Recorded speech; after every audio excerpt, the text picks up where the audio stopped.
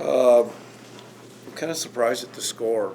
They're a really well coached team and a very talented team.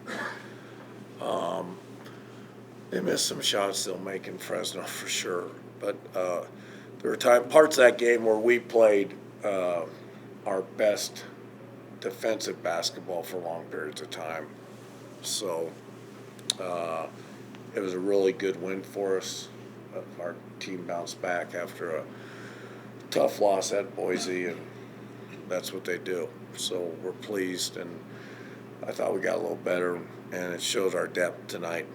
We could play a lot of guys. Daniel went out and actually got stitches when he came out of the game, so I just kept him out. But I guess he broke a record, right? He did 600. He got 600 rebounds. So good for him. Our team's coming together, and I think we have a lot of room for improvement, which is pretty cool. I was surprised you guys weren't this dominant against the team that you reside with in the conference standings. Very, very surprised. Yeah. Again, they're really well coached and they're very talented. They got starters from Oklahoma State, starters from Texas. They've got a player that had 40 points. I mean, it's going to be a different story there. But I'm very, very surprised that game got up almost to 30 points. I'm sure Coach probably knows they can play better, and I think we can play better too. So, but yes, very surprised. How important was this, given that you had a similar halftime lead as the players at Boise State? Today, you really came in and just took it to Right. and started the second half as opposed to what happened in that game. Do you think that game had some influence on what happened today? Well, I brought it up to him just to I don't know I'm not a big motivator. I don't think motivation is much, but I am huge on one game does not affect the next. Back to one play doesn't affect the next. And I thought we showed it at Boise. I mean, we had a great win, and everybody was being slapped on the back, and we jumped back into the top 25 against San Diego State. We handled it terrific. We just didn't win the game at Boise. We handled the situation of success extremely well, which I think is harder than adversity. So I knew we'd handle it. That's who these guys are. We got very mature guys in that locker room, high character. One of your better, I think one of your team's better rebounding performances overall, just little things. Yeah, I mean, I think I don't know if I've had a player of Dan Teal's size. How many did he have? Yeah, he led us with 10, and it just when that ball is in his area, he's going to get it, and even out of his area. So a healthy Dan Teal really helps. But I think the most impressive thing about the whole game was the crowd. I was ecstatic about 7,000 plus. I think it's really cool. We have a team that's exciting, obviously. It leads the league in scoring, and I want to thank the crowd, and they're knowledgeable. They understand when there's a bad call made. Don't put that in there. I'm in enough trouble. What kills the refs is that replay up there. Probably kills me too with my coaching. You can replay how bad my coaching is, but no, the crowd was terrific, and they really know their basketball. I mean, believe me, I came from a place that didn't know their basketball, and these guys are extremely educated, and our players really appreciate it. They really, it really means a lot when you go out there, and there's a lot of people out there. I mean, it does. It means a lot to the head coach. It means a lot to everybody involved in the program. It also means that our players are having success and have earned it, but we don't take it for granted. We're grateful. I feel like you guys have done a good job of changing the culture here, because you came in and you had those 5 seniors everyone knew. You kind of had to rebuild some of that momentum. I feel like the fans are starting to really buy into CSU. I don't know. It takes a long time to change it, and I feel the answer would be more towards yes than no.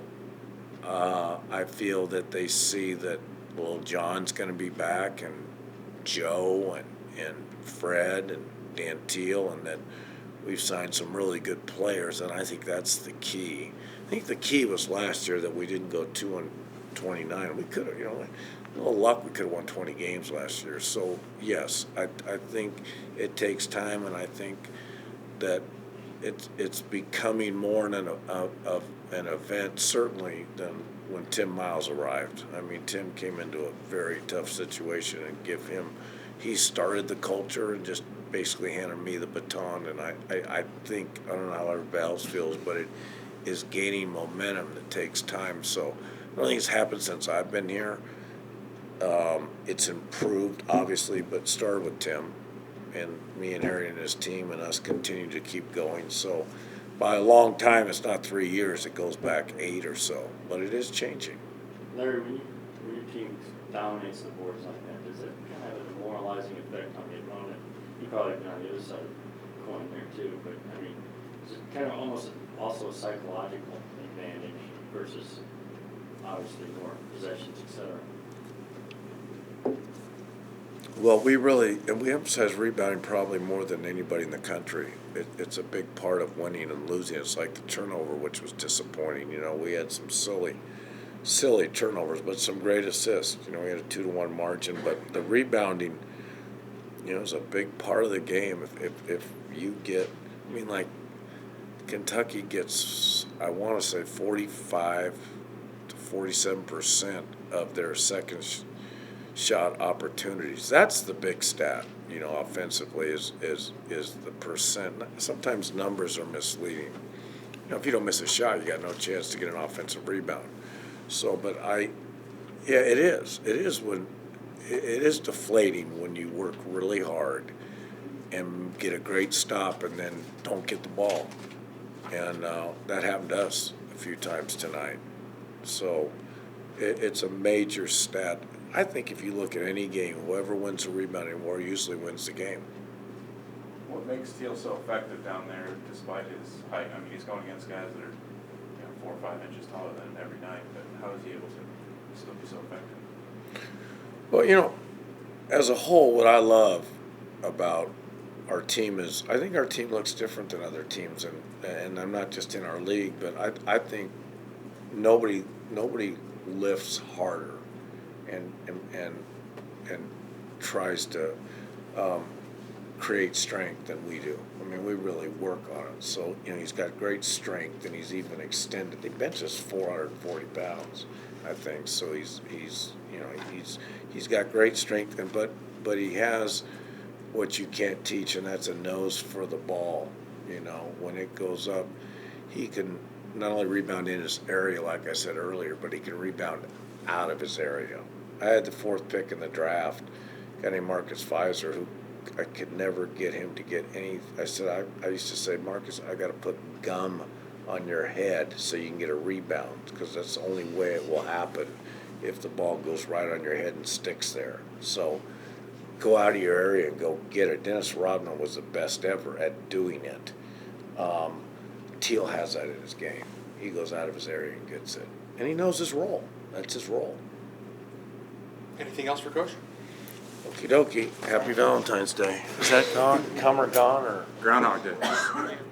Yeah, we had pretty hard practices when we got back from Boise, and that's what we really worked on, was just making those effort plays, out-determining teams, just being the tougher team. And Joe made a bunch of good plays diving on the ball, and I don't think they got many offensive rebounds, or if they got any at all. And we just were tough out there.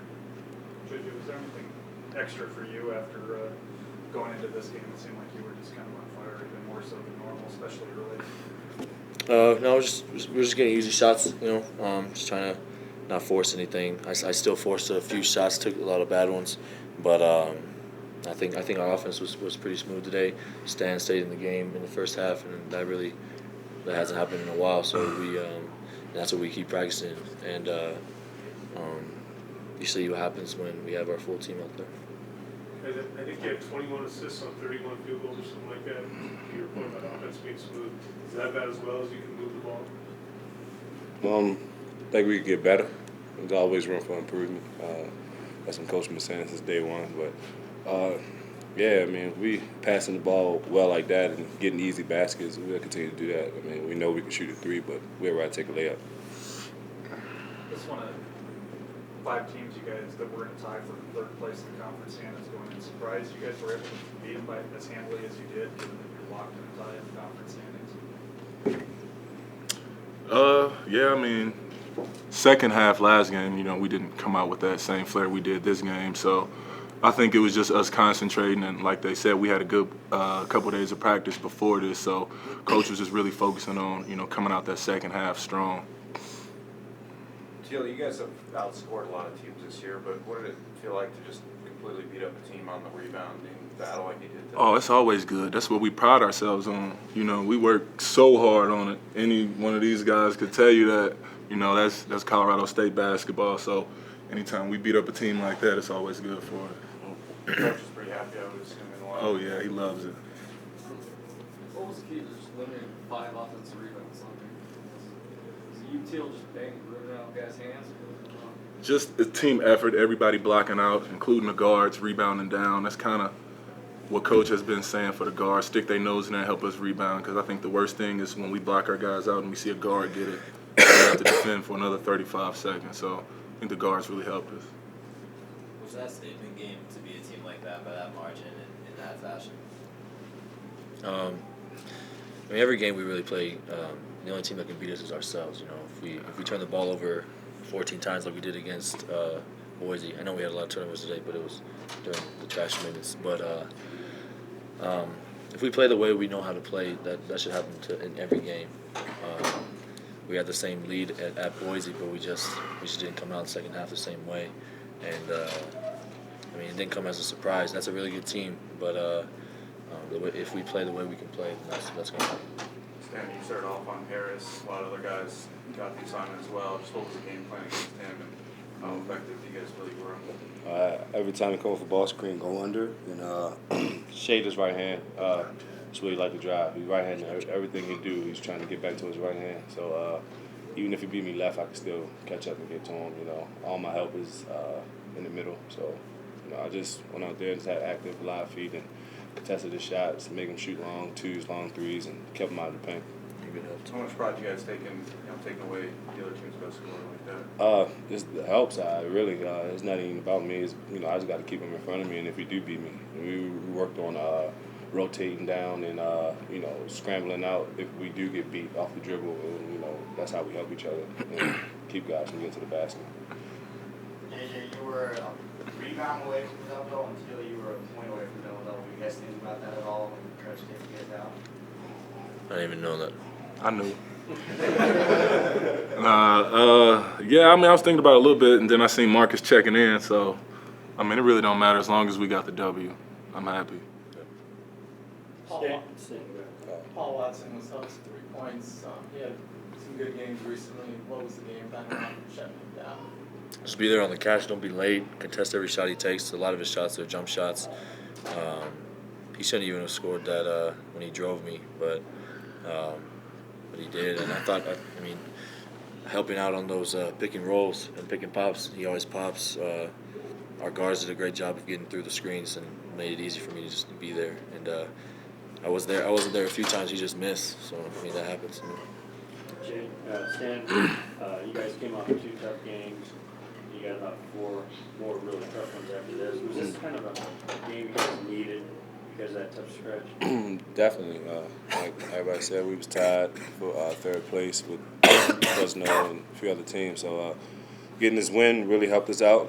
We definitely don't want to drop one at home. That's what we did when we in the beginning of the conference when we played New Mexico and turned around and dropped one to Wyoming here. So you know, we just want to take each game at one time and just take a play-by-play and hopefully come out with wins. You know, definitely we need to get one on the road. The road is the toughest thing, you know, so far because you know, we're winning at home, but we're coming up short sometimes on the road. So we need to go ahead and clutch one on the road against a good Wyoming team and a team that's tied for 1st place, and then we can build from there.